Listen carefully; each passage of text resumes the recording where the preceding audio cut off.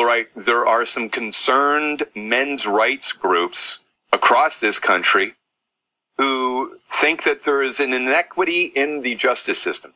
Hey, last week we talked about something that I think is a real concern. I think there should be equal parenting right across the country. That should be the default setting at divorce.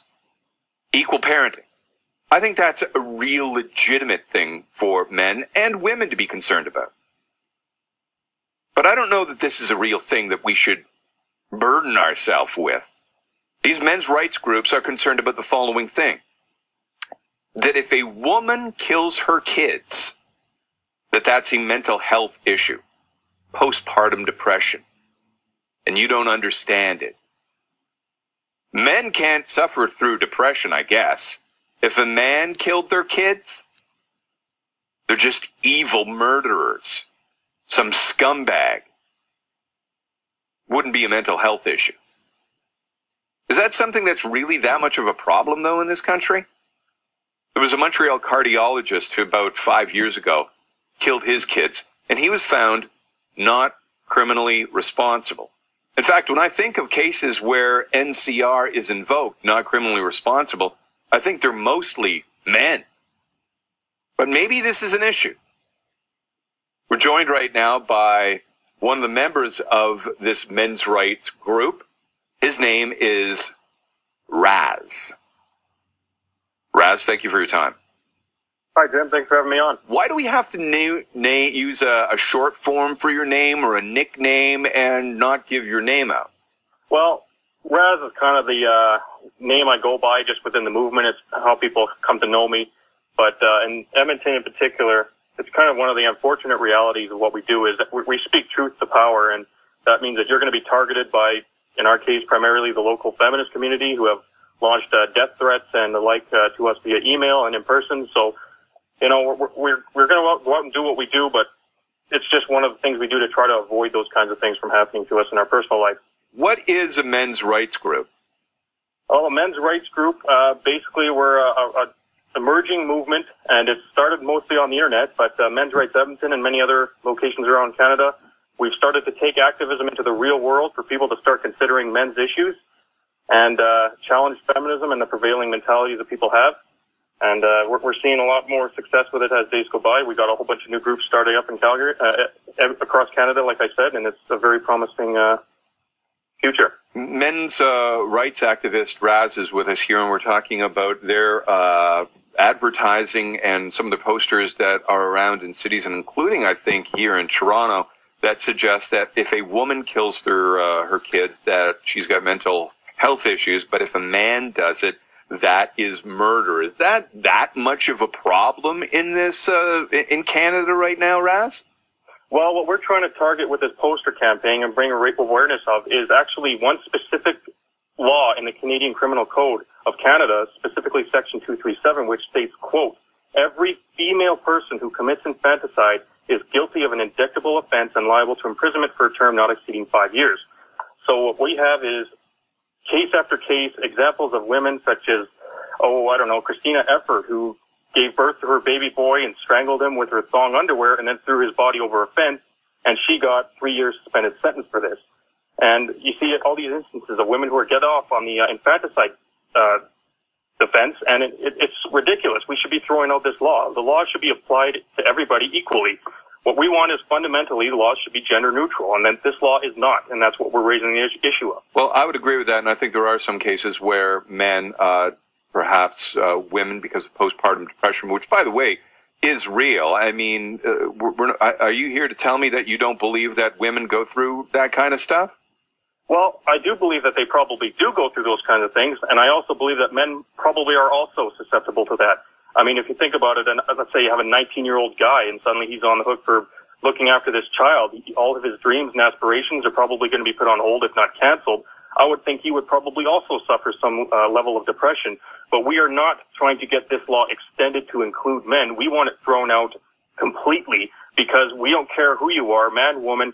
If you kill a child, you belong in jail, and that's all there is to it. Raz, isn't it? Here's what my problem with some of the movement is. Like I mentioned earlier, I think here in this country we should change the divorce law so there's equal parenting, that both sides, the male and the female, or it doesn't matter now, I guess, but both partners would get equal access to the kids. That, I think, is a legitimate concern. But, I mean, why should a men's rights movement get death threats from women if they're not about, it seems like you're not necessarily about men's rights, but you're more anti-woman.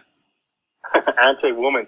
Well, if you're making the case that a law should apply differently for women, I would call that actually benevolent sexism. And what you're doing by saying that is women should be held to a lower standard than men. The women are like helpless beings who have to be, they operate on a different standard. We can't hold them accountable for their actions, and we're saying that's ridiculous.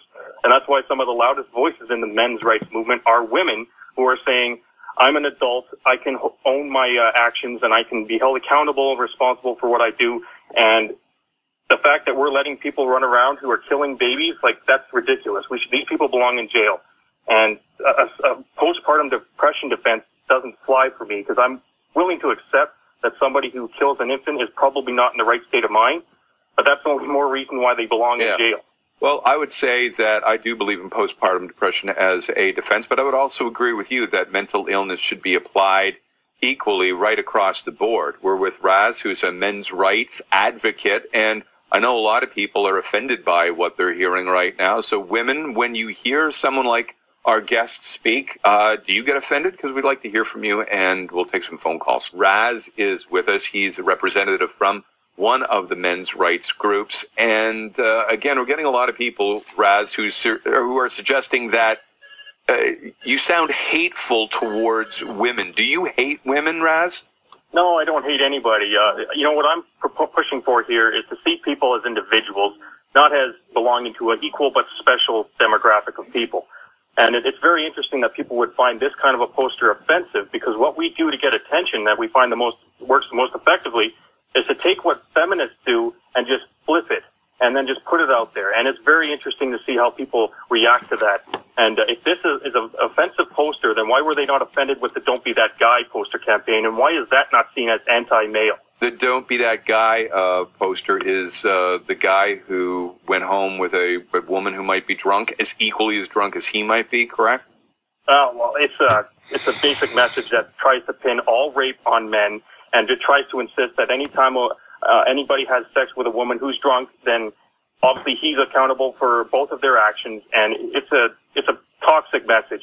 And it doesn't address the issue of rape either. But okay, so listen. I'm a white guy here in Canada. I don't get why I need a men's rights group. I don't feel. Most people, well, not most people, but some people would say that white men in this country have it pretty well, and they don't need a men's rights group. Well, that's generally the mentality a lot of guys have. You mentioned earlier that there's a problem in this country with equal parenting laws. A lot of guys would probably think that that's probably also not a legitimate issue. And we get inundated with guys who send us emails who didn't care before, but now it's their life.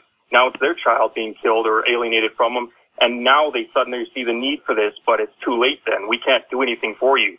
The best thing you can do to avoid this problem is prevention. So okay, that's why we take a couple of phone calls with Raz, who's with the men's rights group, and their message is, when a woman kills their kids, that is a mental health issue. So why isn't it when a man kills their kids a mental health issue, and he's just not, he's viewed as a brutal murderer? Michael, you're on Newstalk 1010. You say you've got a message for Raz. Yeah, I have a message for your caller. I tuned in late. What's the name of your organization, and what's your name? I didn't catch that. My name of the organization I belong to is called Men's Rights Edmonton. We are an Edmonton-based real-life activist group. We belong to a larger organization of men's rights activists. We're part of a men's rights movement.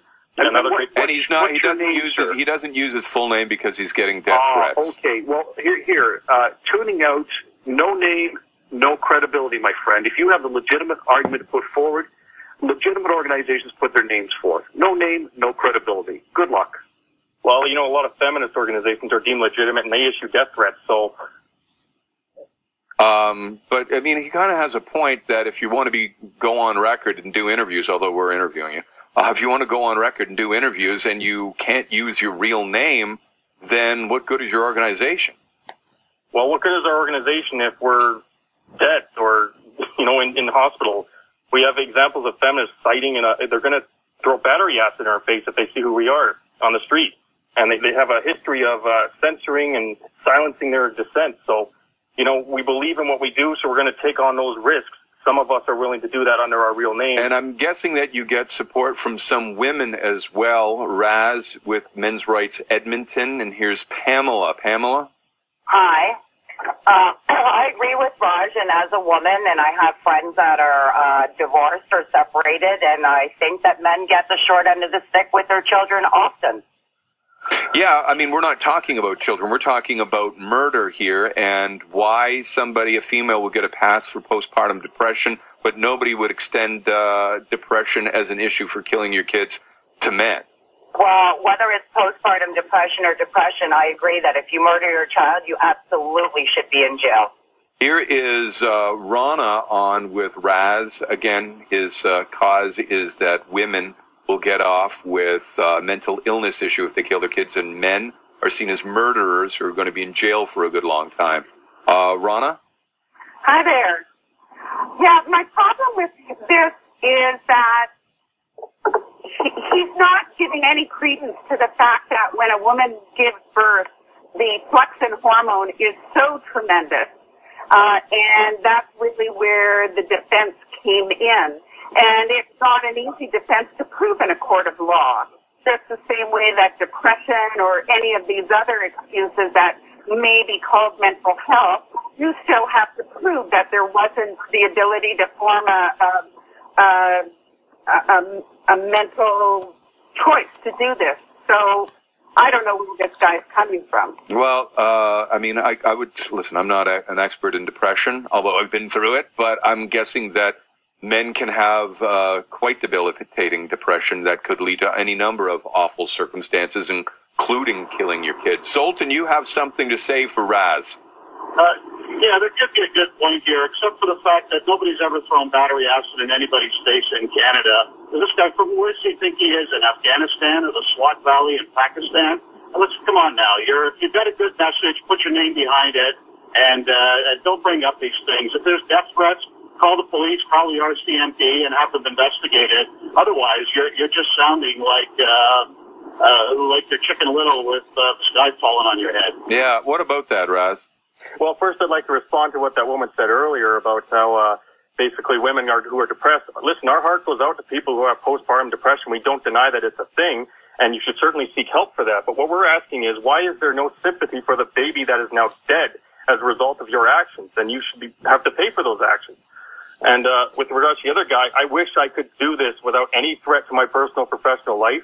That's just simply not the reality at this point. Isn't the reality that you brought up profession, isn't it more of a risk to your job than it would be to your person? Both. I've been out doing this kind of thing, and I had feminists inches from me threatening violence to me and my family and my friends, and they want to get at you because that's all they have. They can't argue, they can't debate, but they can threaten and they can censor. Those are their tactics. Do you have a girlfriend? Not at the moment, but I've had some in the past. Either do I, actually. I can't really. I'm not one to speak. But some people are wondering, and me too. I mean, some people are saying, oh, this guy sounds like he hates women. And Ben, you'll be the final call. You say men need some people like Raz representing them. Yes. I'm in the middle of a custody battle with my children. I have a 2.5-year-old and now 14-month-old. The mother decided when my youngest was 2 months old, she took off, got in the crack cocaine, meth, a whole pile of nasty drugs, and I ended up going into court. She drugged me to court because I didn't believe it was safe for the children to be around her anymore. And all the laws that are based in the custody are still pushing my hand to give those children back to the mother. I hear you, Ben. Thank you very much. That's a compelling story, and one that I would agree with. We talked about that last week, that I think that there should be equal parenting. Raz, thank you very much for your time. I appreciate it. Thank you for having me on. Raz, who's with a group called Men's Rights Edmonton.